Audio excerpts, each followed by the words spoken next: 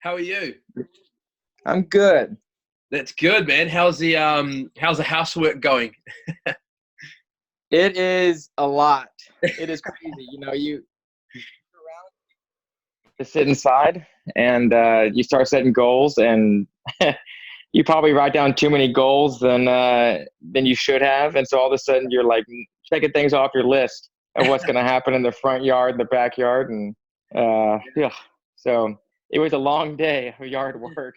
Well, you're looking fresh, man. I'm not gonna lie, you're looking good. How's the family? Family's great. I mean, it's kind of a I've talked to a few coaches about this. It's interesting this time of year having so much family Yeah, time.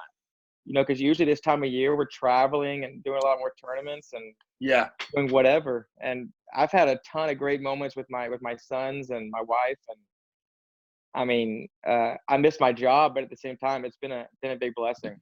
yeah. Absolutely. I mean, I was just thinking about it now. Like, even my job, working so much with college athletes, and my base is in Wellington, and I'm currently in New Plymouth right now, which is about 4 hours drive from where I normally operate from, and it's so good spending time with the family. But I mean, yesterday I had probably one of the most epic mini golf putting competitions against my younger brother. And it's been really interesting because we've been putting like house chores as the wager. And so, That's good. yeah, it's been, well, I'm not going to lie, I was sweating yesterday, but I got the win last night. So I'm pretty happy about that. But it's so good to speak with you, man. We haven't done an interview with you yet, but obviously I've known you for a while now. You're looking after one of Hmm. my recruits from Japan, which is fantastic. But, I thought this would be a good opportunity to learn about you a lot more. And also for the people that will be watching this can learn about you, and also to understand Tyler Junior College and how the junior college works, how that system operates. So, I mean, I guess we'll Cool. just get started with, how did you get into tennis? Yeah, I grew up in a tennis family. I was one of those guys who my dad was a coach at a country club in Houston. Right. And my mom worked at the pro shop there, and so if I wasn't at the courts, well, I had to be at the courts. I guess I'll put it that way. And so I just kind of grew up playing tennis, played a lot in juniors, went on to play at Tyler Junior College, and then played at Texas A&M after that, and Right. kind of came full circle and ended up back at TJC coaching. And so not only that, but you won a national championship. Yeah, Tell us yeah. about that. Our team. So my freshman year, I came in. I didn't know much about junior college. I thought I would go in. I was ranked about 20 or so in Texas in juniors, which is okay. Yeah. And I wasn't going to go be an All-American at Division One, but I thought I was a good player. But I thought the junior college coach would love to have me. I thought I was going to be the best thing he's ever seen. And so I went in there with a pretty big head and got humbled pretty fast. I played my freshman year, played number 5 singles and number 1 doubles. And then my sophomore year, I only played number 1 doubles, didn't even play singles. Really? Um, and we ended up having 9 guys that year that went to a Division One the next year or Wow. the year after. And so Wow. we had 9 Division One players. But both years, our team was able to win a championship. Awesome experience, and it really set me up. I think it set me up big time for just kind of learning how to win as a team, and that championship kind of helped me when I went to Texas A&M and tried to promote that same atmosphere there. It's always different at a different school because you're walking in with a lot of new faces and new goals. But being able to do that at Tyler kind of, I think, gave me some good insight as to how I could hopefully talk to the Aggies, talk to my teammates about, hey, this is what it looks like. Yeah. And we weren't able to do it when I was at A&M. We weren't able to win a Big 12 championship or anything. We were really good. And I think our highest ranking, we got in the top 10 a couple times. Yeah. It's a And fantastic program. It's amazing. really good. Yeah, Yeah. I got to play under Tim Cass was the coach. Right. And he's a stud. And so, I Yeah. mean, I learned a ton from him. Yeah. And I was not one of the players there either. I wasn't a stud there. I was a kind of a practice guy, bench warmer, but it was there that I really found out how important that is on a Yeah. team, and that guy could be just as important as the guy who is playing. And so That's it was fantastic. been a fun college career. Yeah, I mean, it's not very often where I get to speak to someone who's won a national title as an athlete and also as a coach. You know, your record is absolutely fantastic as a college coach. So I'm extremely happy to be Thanks. speaking with you, and I know a lot of my athletes will be excited about this as well. Now, you know, like I've done a few presentations. I even did one with your boy Ali Borhani in Brisbane. Yeah. Uh, Yeah. that was a lot of fun. And, you know, Ali, obviously, he's an assistant men's coach at Boise State now, but he also coached in the junior college system as well. And he sort of talked a lot about the junior college system. But, you know, when we're doing the presentation, there was a lot of parents that didn't really know how junior colleges operate. Do you mind going through about the structure of junior college and how it works? Yeah, for sure. So what we do is there's usually about 4 or 5 years it takes to graduate from a 4 year school, depending on how good you are at your classes. Like me, it took me 4.5 years. But what junior college does is it covers the first 2 years of those classes. And so you will take all your basic core curriculum classes, your English 1301, your English 1302, your history, your speech, kind of the real basic stuff. And Right. then when you graduate from junior college, you go to your 4 year school with those classes. Right. Um, and so you basically have your foot in the door. So when you transfer to a 4 year school, if you did 2 years at a junior college, you'd go in your third year at a 4 year school. Yeah. Um, and so my job is to make sure that you take the right classes that will transfer.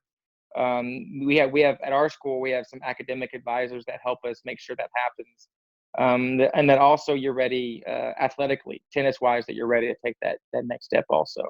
Yeah, fantastic. And obviously, there are some eligibility advantages going to junior college as compared to going to a 4 year program. Can you walk us through some of those? What does an athlete have to do if they want to be eligible at a junior college? Yeah. So to be eligible at a junior college, all you need, and it sounds really elementary, but it's just the truth. You need a high school diploma or an equivalent to a diploma. So a GED. We've had several players who have gone through the GED recently. So basically, you finish some sort of high school, and then you're eligible for junior college. Now that's academically. Athletically, like if you're over the age of 19, you cannot make any more money than $350 per event. Right. And so that's something you run into every once in a while. If someone's, just turned 19, they play a couple events, they have to be careful. And it's not whether they accept the money or not for junior college. It's whether they even have the chance to make the money. Right. So that's some people have to be careful there. But it's a good route. I think junior college, we get about half of our players are non-qualifiers for NCAA, maybe a little less, maybe a third. So they had to take the GED or they had to go another route. And the reason they come to junior college, because if they graduate from junior college with the right GPA, with above a 2.0, then they can become an academic qualifier for the NCAA. Yeah. Now there's still you have to pay attention to things like competitions and graduation dates, things like that. But overall, the academic part of it is taken care of when you graduate from junior college. Yeah, absolutely. And I mean, I had an athlete of mine. He was 18 years old. He dropped out of high school 2 years before he was expected to graduate high school because he wanted to work at a car dealership. And he didn't even think about college tennis. And then when he saw his mates traveling from New Zealand to America competing on a tennis scholarship, he said, I actually want this. So he's just done 2 years at USC Sumter. He had to do his GED, obviously, the test Mm-hmm. to graduate high school. And now he's going to be doing his last 2 years on a good tennis scholarship at a nationally ranked Division II college program. I mean, it's so fantastic that there's a pathway for everyone. So just to get this clear, if there's a 19-year-old that's listening to this talk and maybe they've been out of high school for 1 year now, because they've breached their grace period of 6 months to go to a D1 or 12 months to go to a D2, if they go to junior college for 2 years, they can then transfer on. Is that correct? It is. There's every case by case sometimes, so Right. it's hard to have a blanket statement with the NCAA, but Yes. yes, Yeah. yeah. NCAA are so grey sometimes. Yeah, it is tough, but if that recruit called and asked me that question, I would say yes. We would be able to help you academically. Awesome. So, Dash, you played at Tyler Junior College and then you went on to Division One. Why did you pick Tyler Junior College for a place for you and your family to settle down and to become a coach? That's a good question. My wife and I taught at a country club for the first 3 years or so after college. Got married, and the hours were okay at the place I worked at. I worked under a great guy named Peter Farrell. He taught me a lot, but I really wanted to get back into the college scene. So I called my old TJC coach, Coach John Peterson, and just asked him what he thought about me coaching. And he almost right off the bat was like, "Yes, you should do this. Like, this Yeah. is right up your alley." Um, and so a deal worked with him where he said pretty upfront he was going to retire in 2 years, Yeah. and that I could come and be the grad assistant, get my master's, and then take over when he retired. Wow. Um, and so that deal really intrigued me. I probably thought more about, could me and my wife handle the salary of a grad assistant for 2 years, than Right. more about, is Tyler the right location? I know that as we've been here, um, TJC has been phenomenal. TJC has, I think it's arguably the best athletic program. The department on the whole is it's really Fantastic. phenomenal. Yeah. I mean, we win soccer championships, baseball championships. It's not just tennis, and so it's really fun to be around that. And I knew that coming back. What I didn't know, in college, you probably don't pay enough attention to the city. And so, because you're on campus so much and you enjoy your teammates and your friends, coming back has been, the city of Tyler is a phenomenal place. It's just a Right. great area, great community. And so that's kind of what me and my wife and family have like re-fallen in love with, is just this city. That's fantastic. And talking about what it looks like there, what do the facilities look like for a student athlete? What do they get access to? Yeah, we're for a junior college, we're really lucky. I've seen the I photos. think, I It mean, looks it's amazing. it's unreal. John Peterson, the coach before me, did a lot for the tennis program as far as our facilities. We have 8 stadium courts, and then we have 8 more courts that are open to the community, but they're real nice. We play all of our tournaments on them. Also, we host nationals and we use those. So we have, and at our facility, we have locker rooms. We have the coaches' offices. We have a players' lounge that has the big TV and the couch, and Wow. an area where we can do yoga, and we do yoga and stuff. And the guys don't like that; they don't love the yoga, but they're getting used to it. That's Um, and that's just for tennis. And then for all the athletics, we have a gym for all the athletes to work out at. There's also a rec center where you can work out, have an indoor pool, indoor track for all the students, that's open all day. So if you want extra workout time, you can go there.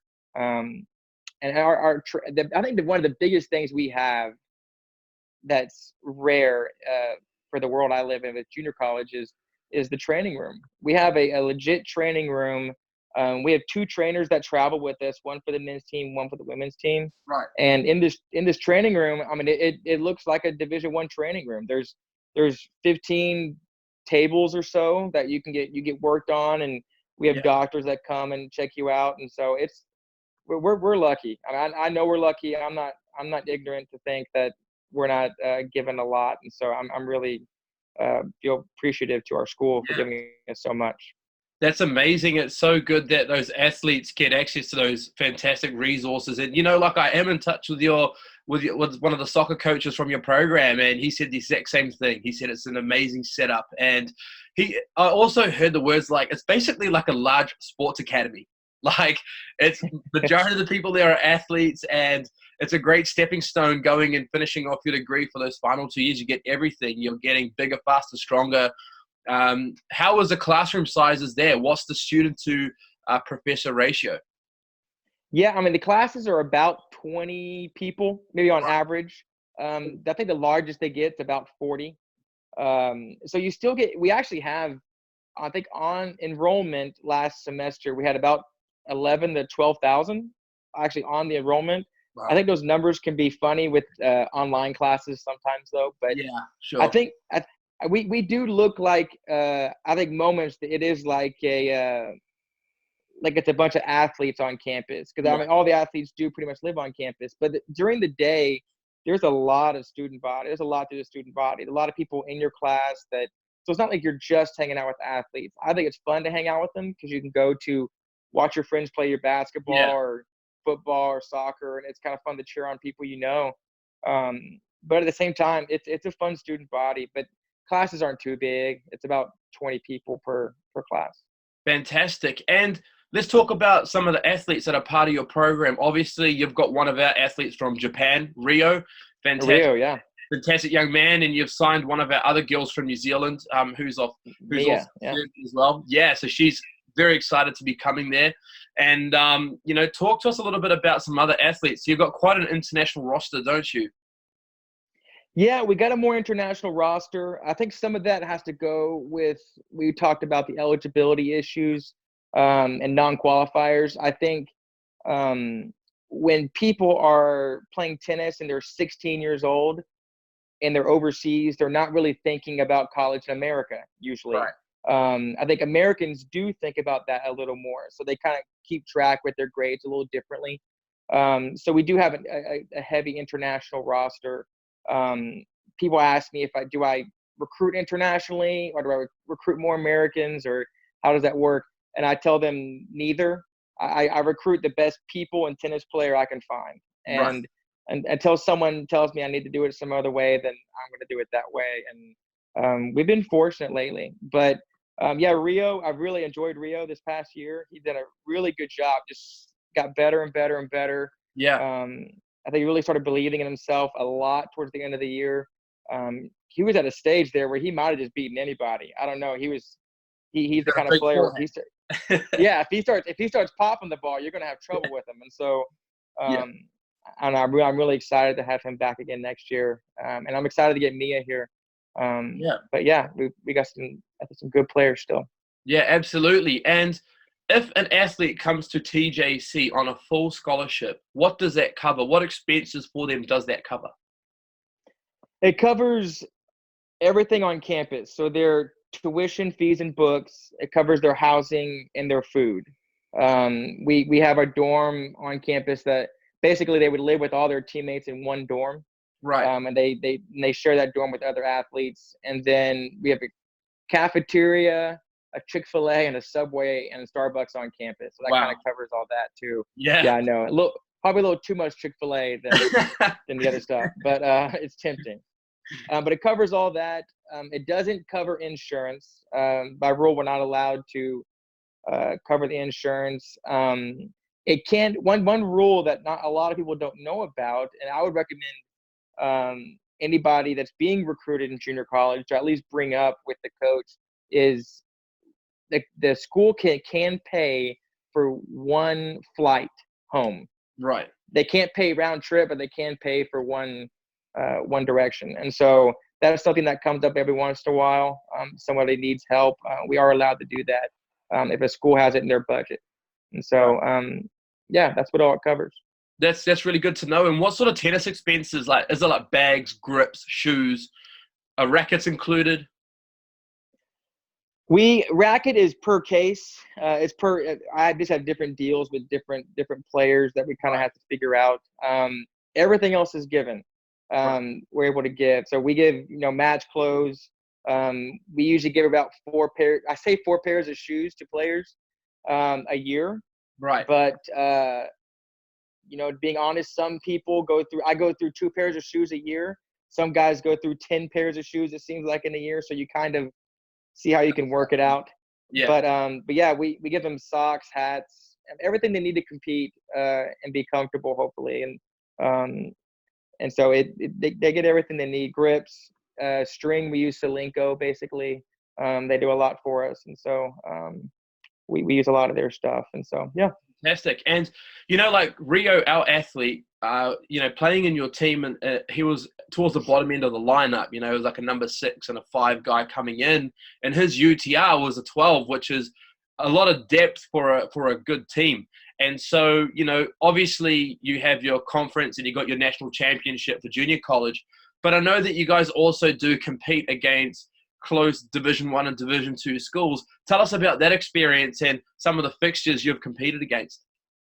Yeah, we we play mainly Division II schools when it comes to 4-year schools. Right. They just have more room in their schedule. And we've done well against it. We play a lot of them, Oklahoma and Texas, a lot of the Division II schools. We've done well recently. But it's one thing I love about playing them is it is two things for us. The competition is so tight on every one of those matches. It's really good. It really pushes our guys. And the other thing is it helps our guys be recruited.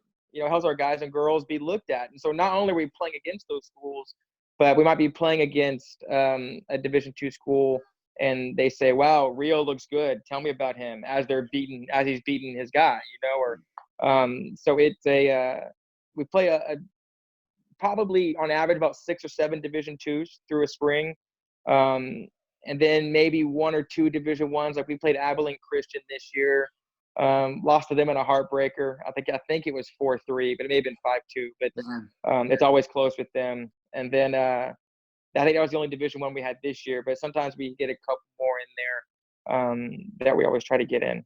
Yeah, and you mentioned coaches do talk to you about your athletes because, as you said earlier in this talk, athletes are only with you for 2 years, and then for the last 2 years they transfer on. How easy is it to place your athletes once they graduate from TJC into a 4-year school? Is it quite a smooth transition, and do you line up deals for your athletes before they're about to even graduate, like they know where they're going? So it's case by case. I mean, it depends on the person and the player. If you have a player that's number 1 in the nation, you get a lot of phone calls about that player, and so that's a little easier to find somewhere for that person to go. But I always put it in the player's possession of what they're supposed to do. I want them to do the homework. I want them to make sure they're being recruited. I'm going to help, and I always tell them I'm going to talk about them to whoever asks. And if they have 2 or 3 schools they're looking at, I'll make phone calls and talk to those coaches, and be truthful about it and tell them what I think. And but I tell a lot of players that they have to do their homework. They have to do what they need to do in order to be recognized also. And so that's probably how it goes. The transition, I think it's pretty good. I mean, I don't get to watching them on the other side of that transition. The players, there's always one bump in the road. It seems like for every player, because you're switching everything. You're switching a campus, you're switching a coach, you're switching an environment, and you're going to the next one. And I always tell my players, I was like, when you go, it's gonna be hard, but don't compare it to anything you've done. You're going on a fresh slate. Right. If you go there and you say something like, "Well, in Tyler we did this," they're gonna hate you for it. So don't say that. But go there, be ready for a new experience, a new family. You're always being Apache to us, but this is your next step. And so most players will have one bump in the road, and then when they get past that little bump, you can tell they really majority will really buy into that next experience. For sure. And what kind of programs and what sort of case studies can you share with us of some of your athletes going to some big time programs? Yeah.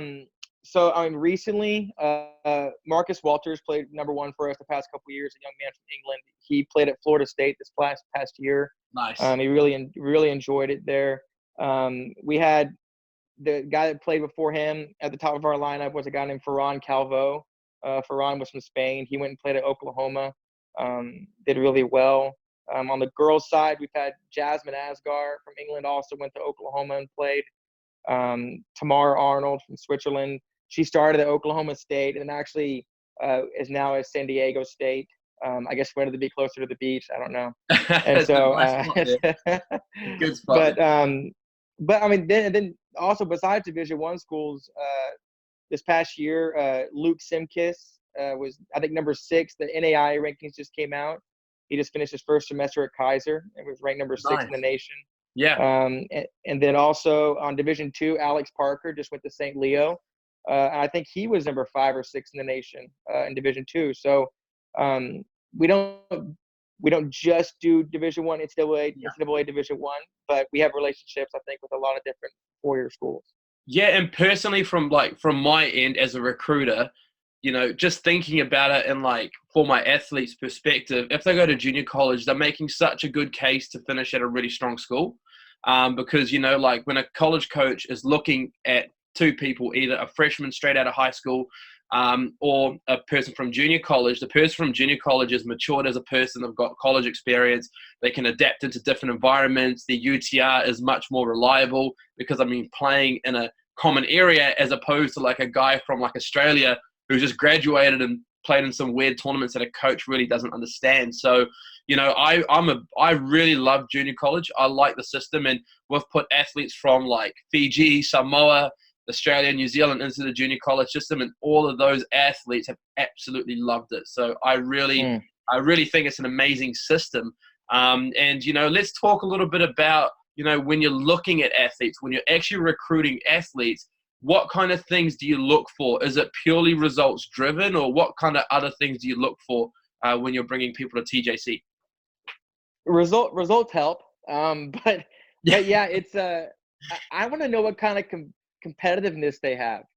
To me, if they can, they love to compete. If they're the kind of people I could invite over, and they see my sons playing Nintendo and they want to play with them, and they're like, I mean, they're nice, but they want to beat my sons. Yeah, that's the kind of guy or girl I want on my team. I want someone because those are the people you go to practice every day with, and if you don't have to motivate them because they know they want to get better, or even in the classroom, they want their grades to get better. They don't like being someone who falls behind in class. So competitiveness is really big for me. It's funny you were talking about junior college, and I think what people look for when they're recruiting junior college players, this is the number one thing I always tell four-year coaches is when I get a player that comes in, Rio comes in and he plays, he's fighting for that 6 spot, fighting for that 5 spot, fighting for the 4 spot. There is a grind there that he falls into as a freshman in junior college because he knows in the back of his mind, I have to work hard. I'm trying to get better for the future. And I think sometimes you can get a freshman in a four-year school and you don't get that same drive all the time because I got 2 or 3 more years to figure this out. I'm just a freshman. I'm not supposed to be that good yet, you know, or I think they can fall into that trap. And so I'm looking for someone who's just competitive. I want them to just fight like a dog and just and enjoy it every day, fighting for it. Yeah, absolutely. And, you know, on some junior colleges, and I won't name them, but you get quite large rosters.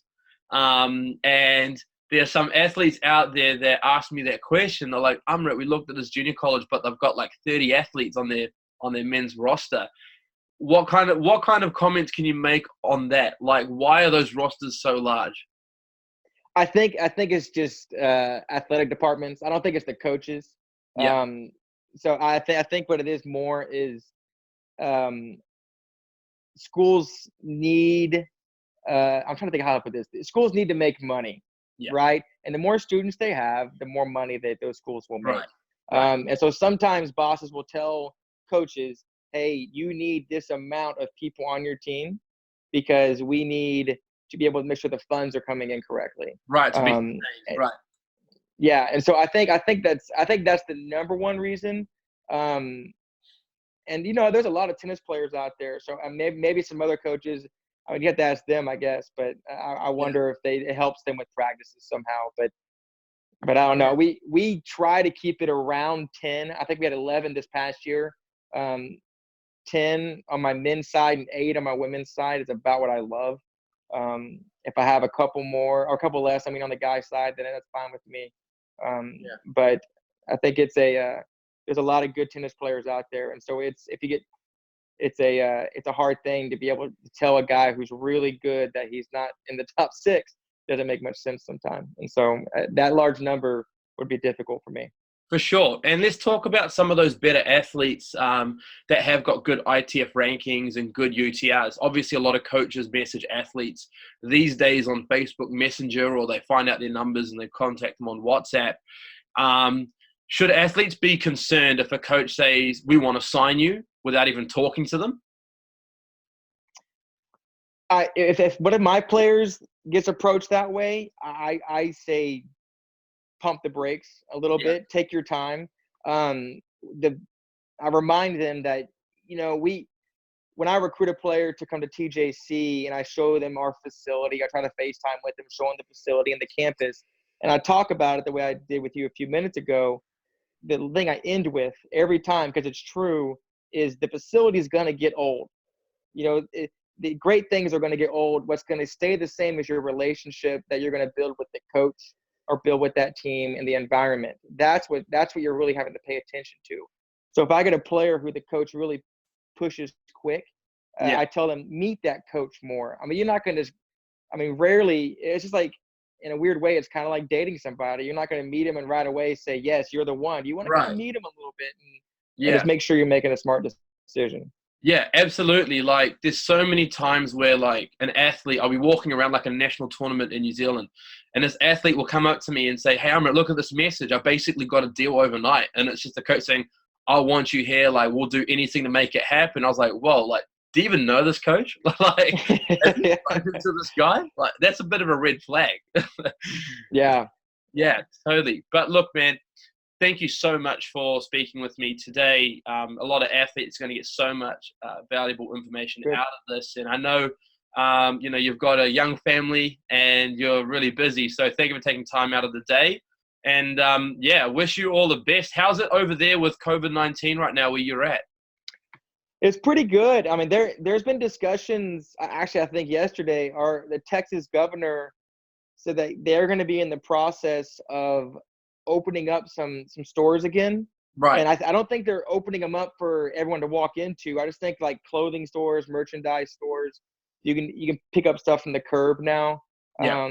But they're talking about, I mean, our president's talking about a lot of things. He usually does, but they're talking about, you know, pushing back a little bit here, trying to open some things up. And I hope we don't do it too fast, but boy, I hope I'm not sitting here doing yard work for too many more months, but you know, we'll see. You have the best looking yard in the country, man. I know, I don't know if that's good or bad. I don't know. It could be worse. It could be worse. Potentially a future landscaper company coming up. Don't tell my sons that. They're exhausted. I think they're sick of me. I wake up in the morning and I ask them, "You done with your schoolwork? All right, let's go outside." Yeah. We've been doing other stuff too, but they've had a lot of yard work. That's awesome. Hey, Dash, thank you so much again. And I really appreciate it. I look forward to Mia joining you guys very soon. And Rio getting back there and putting in hard work in his last year. Yeah, me too. I'm excited.